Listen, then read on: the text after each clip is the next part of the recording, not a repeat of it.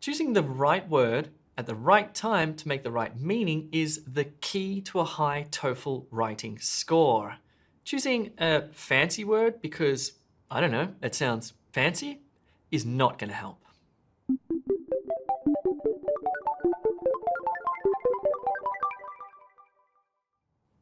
Take a look at this question prompt and this essay introduction. The vocabulary here is perfect. Smoking should be banned in all public places. Do you agree or disagree with this statement? Here's a good introduction with clear, natural sounding vocabulary. Nowadays, despite all the evidence that it's dangerous to do so, many people smoke. However, this habit does not only affect smokers, it affects the people around them, whether family or people in public who encounter smokers in public places like in parks, restaurants, or cafes. In my opinion, smoking should be banned in public places. Okay, so this introduction is great. It's clear, it's on topic, the focus is clear, the position is clear, and most importantly, the vocabulary is also clear. In other words, the words make sense.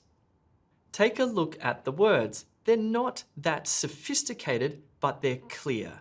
Evidence, dangerous, habit, effect, public, encounter, banned.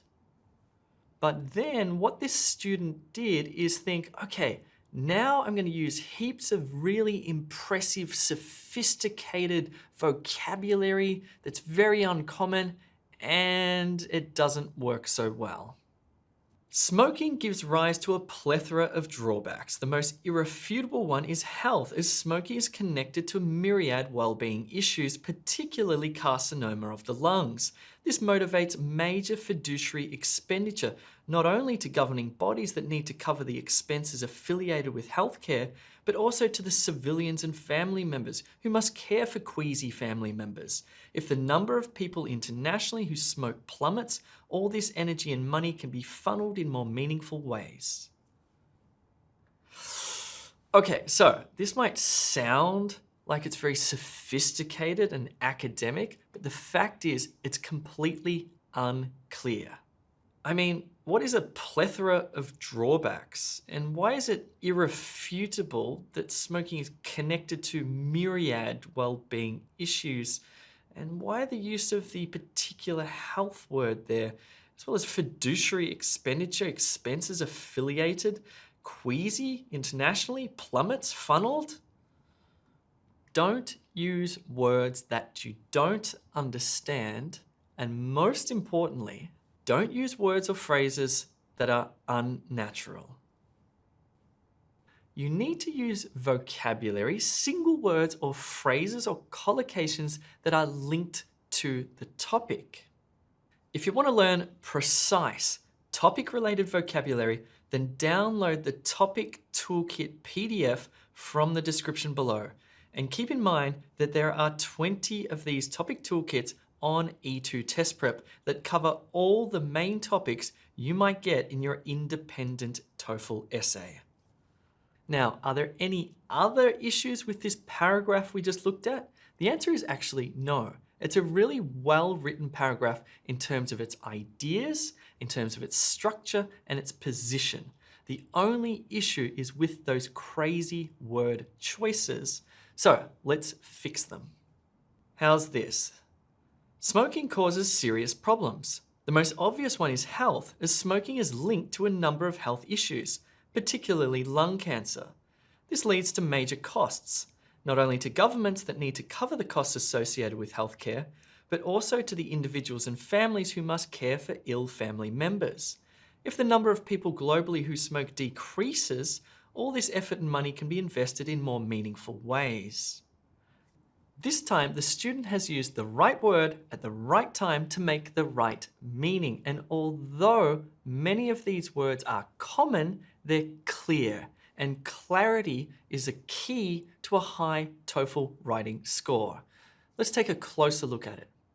Okay, so we have some great little phrases in here like serious problems, or the word obvious, or this phrase is linked to. A little collocation, health issues, lung cancer, leads to, major costs, cover the costs, associated with, care for, globally, decreases, invested in. So notice how all of these words are clear, they're connected to the topic, and they can be read with ease. Let's take a look at how you're actually scored for vocabulary in TOEFL writing. Appropriate word choice.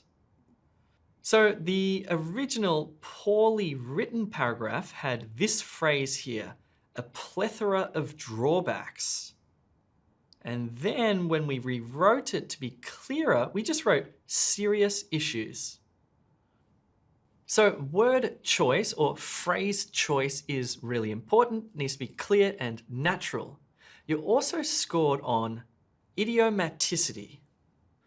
Idiomaticity refers to your word choice and your phrase choice in context. Doesn't make sense and doesn't sound natural according to the topic that you're writing about. Take a look at this phrase here, fiduciary expenditure. This might be appropriate if you're talking about law or business perhaps, but not smoking. A better word is simply costs. The point is, don't use natural sounding words and phrases that aren't linked to the topic itself.